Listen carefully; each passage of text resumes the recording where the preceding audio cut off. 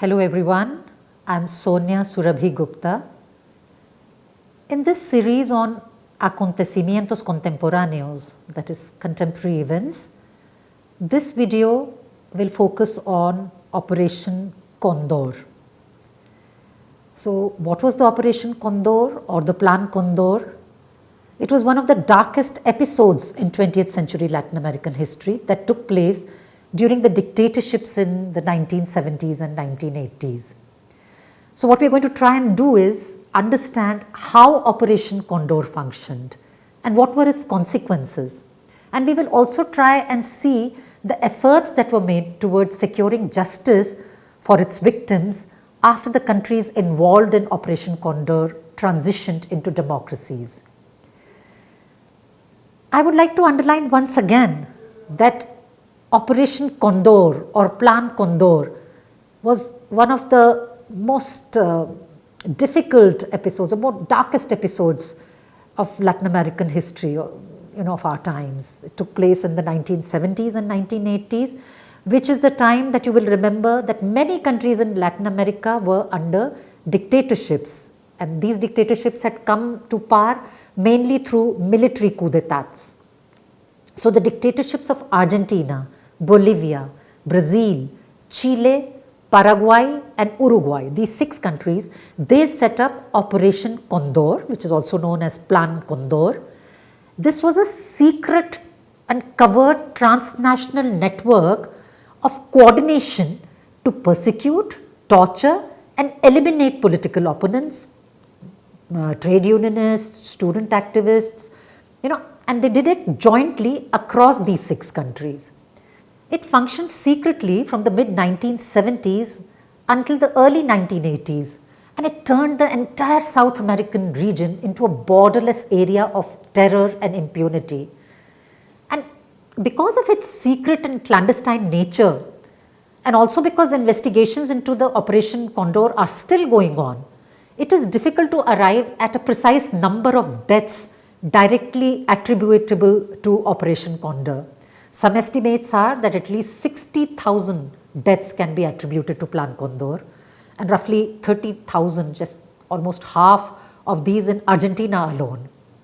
And therefore, in order to understand the real nature of Operation Condor, we need to see a bit of historical background as to how these dictatorships came to power and what kind of thinking allowed such brutal torture and killing of so many people in a coordinated manner across countries, across borders. So the first thing we need to remember is that since the mid-1950s, the world had been divided by the Cold War. There was the Western Bloc, led by the United States, which waved the banner of liberalism, capitalism and free market. And across the ocean, Soviet Union promulgated socialism, Soviet Union and the Eastern Bloc both. Since the mid-1950s, Latin America oscillated between the right and the left, sometimes in a very bloody way, as is the case of the coup d'etat, these suffered by many countries in the region, mainly against progressive governments. By the 1970s, the balance tipped towards these conservative dictatorships who took up the international struggle against communism, socialism or anything that vaguely resembled it. The practice of systematic annihilation of political enemies, political opponents in Latin America began as early as 1954 with the military coup in Guatemala against the elected government of Jacobo Arbenz. The moderate and liberal Arbenz government expropriated some 1.4 million acres of arable land, including huge properties of this US-owned company called United Fruit Company in Guatemala. This was a part of the huge agrarian reform which President Arbenz had embarked upon, and it is calculated that this agrarian reform benefited 500,000 Guatemalan peasants. In the 10th Inter-American Conference, convened in March 1954 in Caracas, US Secretary of State John Foster Dulles mobilized the delegates against the Arbenz government, alleging that it represented a communist threat to the Americas. And a few months later, in June 1954, the CIA engineered the overthrow of the Arbenz government through armed mercenaries. Subsequently, almost as though in a domino effect, military violence engulfed the entire South American region. So in Paraguay, you had Alfredo Stroessner, the dictator. This was in 1954. In Brazil, there was this dictator called Humberto de Alencar Castelo Branco in 1964. Bolivia, Hugo Banzer in 1979. Uruguay, Juan Maria Bordaberry, and then that was also in 1971. And Chile with Augusto Pinochet in 1973, and finally Argentina with Jorge Rafael Videla in 1976. All of them led extreme right-wing dictatorships that systematically violated human rights of their citizens for years, including torture, extrajudicial executions, enforced disappearances, illegal appropriation of children, and sexual violence. Latin American leftist governments were never good news for the United States. So the coming to power of the dictatorial right was hardly seen as a problem by the Western power. From the 1950s onwards, the United States government promoted the national security doctrine towards the objective of combating communism. Now, according to this doctrine, the countries of its bloc were made responsible for fighting the communist threat within their own borders with the financial and technical support of the Americans. Now, this national security doctrine was basically a military doctrine, and the doctrine valued national security or state security over individual freedoms. It originated in the US, but was adopted at different stages by Latin American armed forces from the 1960s onwards. And it was based on an idea developed by the American philosopher and political theorist James Burnham. You know, Burnham was the chair of philosophy department in the New York University. If you see his coordinates, he's born in 1905 and died in 1987. And in his book titled The Struggle for the World, which was published in 1947, he called for common citizenship between the United States, Great Britain, and the British dominions, as well as a world federation against communism. Burnham thought in terms of a hegemonic world instead of a balance of power. And I quote from his book. He says, "A world federation initiated and led by the United States would be, we have recognized, a world empire. In this imperial federation, the United States, with a monopoly of atomic weapons, would hold a preponderance of decisive material power over all the rest of the world. In world politics, that is to say, there would not be a balance of power." That's the end of the quote by James Burnham, and as I said, it is from this book titled The Struggle for the World, published in 1947. Now, Burnham actually saw Western civilization itself as being in danger. For him, the Cold War struggle was not about defending capitalism or democracy, but defending the Western civilization. According to him, West was becoming smaller, it was shrinking, it had lost its colonies, while communism was becoming bigger. It had advanced in China, in Cuba. He therefore advocated a national security doctrine that justified brutality in the interest of eradicating what he called leftist subversion.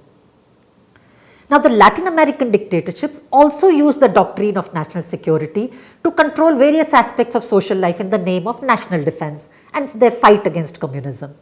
The doctrine excused repression by dictatorships throughout Latin America from the mid-1960s, and by mid-1970s, human rights repression had also acquired an additional sinister transnational dimension. And Operation Condor that we are studying today was one such project inspired precisely by this national security doctrine that I have talked about. So, the objective of Operation Condor was to coordinate in order to persecute and eliminate leftist leaders who could mobilize the population against dictatorial regimes. And thanks to this agreement, which had been arrived at between the armed forces of these 6 countries, Chile, Argentina, Brazil, Paraguay, Uruguay and Bolivia, the personnel of these armed forces could freely move across borders to persecute opponents. Declassified CIA documents have revealed that in the 1970s, even the United Kingdom, France and West Germany sought advice from South American dictatorships to implant an organization similar to Operation Condor in Europe to kind of combat what they thought was leftist subversion. So, how did this Operation Condor work? Condor initially emerged from informal kind of cooperation, bilateral forms of cooperation between armed forces, security forces of Argentina, Paraguay, Chile and Uruguay mainly from as early as 1972. But later it was officially created at a meeting of intelligence and security forces which was organized by DINA. DINA is the Chilean National Intelligence Directorate. It was the Chilean secret police, and this meeting was held in Santiago in Chile in November 1975. Around 50 officials from the dictatorships in Argentina, Bolivia, Brazil, Chile, Paraguay and Uruguay participated in this meeting. It's only later declassified documents through which all this information has become available. And later on in 1976, Brazil formally kind of joined the Plan Condor, and in 1978, Peru and Ecuador also did so. So this alliance of criminal states, so to say, abducted, murdered or disappeared hundreds of individuals in a coordinated manner. The Inter-American Court of Human Rights defined the Operation Condor as, I'm quoting from their report, highly organized transnational coordination with constant training, advanced communication systems, intelligence centers and strategic planning, as well as a parallel system of clandestine prisons and torture centers. So this repressive coordination had different phases. The first phase was a centralized information database was created, on the guerrilla movements, parties and groups of the left, trade unionists, religious, liberal politicians, and the supposed enemies of authoritarian governments. And so, all these were, a database was created. Now, there was also close coordination and information exchange between police and armed forces of the 6 countries involved in the Operation Condor. The second phase was joint operations within South America across the borders of different countries. So those who were considered as political enemies at the regional level were identified and attacked. The third phase was targeted assassinations outside South America. So in fact, operations were carried out outside the region to find and eliminate people who were in other countries. So this transnational repressive coordination completely disregarded all principles of international law on refugees, for example, and the long custom of protecting exiles in South America. So exiles who would go to another country, escaping military dictatorships, escaping torture from their own country and thinking that they had found safe havens, became victims of death traps abroad. Plan Condor agents travel beyond South America also. For example, I'll give you the example of Chilean politician Bernardo Leighton and his wife, who survived an assassination attempt in Rome in October 1975. The former Chilean diplomat Orlando Letelier was killed with his assistant in September 1976 in Washington, D.C. Confronting past atrocities is essential to consolidate democracy and human rights protection. Truth and justice initiatives investigating crimes perpetrated at the national level have long been occurring. Yet, accountability for transitional crimes is a pending issue in scholarship and practice. I have quoted from a report filed by the European Commission project, which was held between 2016 and 2020, titled Operation Condor, Accountability for Transnational Crimes in Uruguay. It was particularly focusing in Uruguay. But it talks about how today one of the main concerns is accountability. How do these people who indulged in these kind of crimes, how can justice handle them? How can they be brought to book? In the 1980s and 1990s, when the process of democratization to put an end to these military governments that had proliferated in Latin America during the 20th century, that started happening. And the national security doctrine, which I have explained to you in detail, which was pushed by the United States and adopted throughout the Americas, also had to be abandoned because the ghost of communism could not any longer be used, to kind of confront enemies. And nearly 50 years on, accountability for the transnational crimes committed in the 1970s and 1980s by the coordinated Plan Condor remains a largely unresolved matter in South America.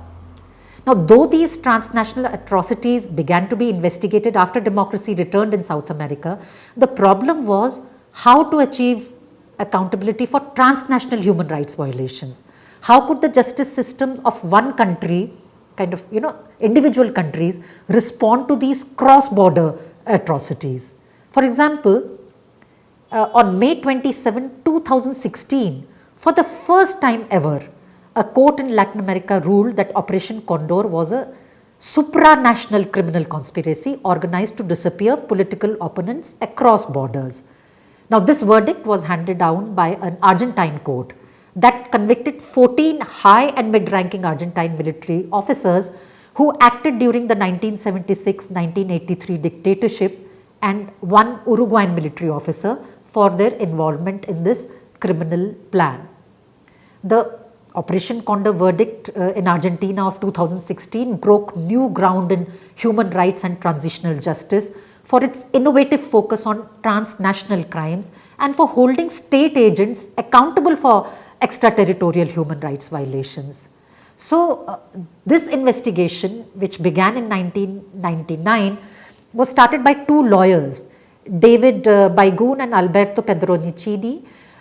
They filed a legal complaint on behalf of 5 disappeared persons of different nationalities, but all of them victims of the Southern Cone dictatorships, repressive coordination under the Plan Condor during the 1970s.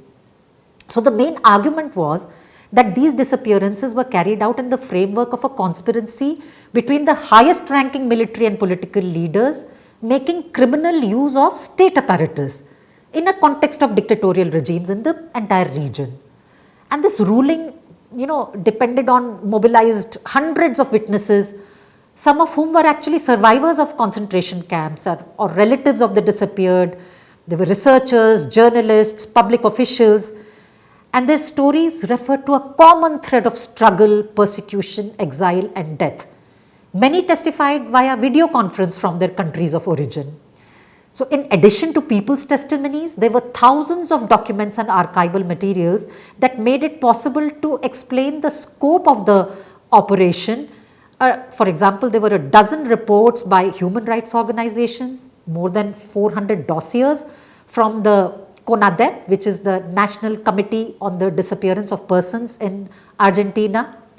There were various reports from international organizations such as the International Committee of the Red Cross, the Office of the United Nations High Commissioner for Refugees, thousands of declassified documents from the US State Department, Paraguay's Archive of Terror, and the National Security Archive. This National Security Archive was of the Chilean National Commission on Truth and Reconciliation, the National Archive of Memory in Argentina, and the historical research on the detained disappeared conducted by the Presidency of Uruguay. Now, there were several reports also from the Rio de Janeiro State Truth Commission in Brazil, and hundreds of documents from the armed forces and journalistic, historical, and judicial investigation. So, we will see just one of the examples of these archival materials, and that is the Paraguayan Archives of Terror, which were found in December 22, 1992 by a lawyer and human rights activist called Dr. Martin Almada and a judge who was accompanying him. And where did they find them? In a police station in Asuncion, which is the capital of Paraguay. Now, Fernandez was looking for files on a former prisoner. But what did he find instead? He found archives describing the fates of thousands of Latin Americans who had secretly been kidnapped, tortured, and killed by the security services of Argentina, Bolivia, Brazil, Paraguay, and Chile in cooperation with the CIA in the Operation Condor. In fact, the terror archives have listed 50,000 people murdered, 30,000 people disappeared, and 4 lakh people imprisoned. Portions of the archives, which are now in Asuncion's Palace of Justice, have been used in the judicial processes to prosecute former military officers. For example, the famous case of the Spanish judge Baltasar Garzon, he built his case against the Chilean dictator General Pinochet using these very archives. General Pinochet was arrested in October 1998 in London. So, to conclude, I would say that many Latin American human rights activists, family members of the victims of Operation Condor, are still fighting for justice. Their slogan is Nunca Más, meaning never again. I think we would all agree that never again should such crimes against humanity happen. Thank you. Well, let's do the U.S. first. The United States in this period, the 1970s, was a major sponsor of the military dictatorships that had overthrown some democracies, some faltering civilian governments. Whatever it was, the result was governments like Videla, like Pinochet, like Banzer in Bolivia, who were killing their citizens with impunity. The United States knew about the mass killing. We had this kind of schizophrenic, Machiavellian attitude toward it. We really don't want these communists to be taking over governments, and we fear that democracy is leading to communist governments. Indeed, a leftist government led by Salvador Allende installed a democratically elected civilian and revolutionary government in Chile, and that's why Pinochet overthrew that government. The United States was deathly fearful that this would spread in Latin America, and so supported the coming of dictatorships. When they began mass killings, the United States was aware of these mass killings. When they learned of Condor shortly after it was created, there's no evidence that they knew about it the day it was created. The earliest evidence is a couple months after it began its operations. But they certainly knew these things were happening. And if you look at the meetings, the transcripts of the meetings between Henry Kissinger and these leaders, both in Argentina and in Chile, where we have the records, what do they say in private? You know, we support what you are doing. We understand that you have to assert your authority. Try your best to release some prisoners, because I'm under a lot of pressure in Congress, because the Democrats are trying to make me, defend human rights. Do the best you can, but I understand what you're doing. And in one case, 2 weeks after Kissinger visited Santiago, there was the second major meeting of all the Condor countries to discuss Condor. And at that meeting in June 1976, they approved operations for assassination outside of Latin America. The first assassination that occurred was in Washington, D.C. Orlando Letelier, the former foreign minister, was killed on the streets of Washington. Thanks so much for watching this report from Democracy Now!, your daily independent global news hour. We don't accept advertising or corporate funding, but rather rely on donations from viewers like you. Please make your contribution by visiting democracynow.org. We need your support today to keep bringing you this hard-hitting, in-depth reporting.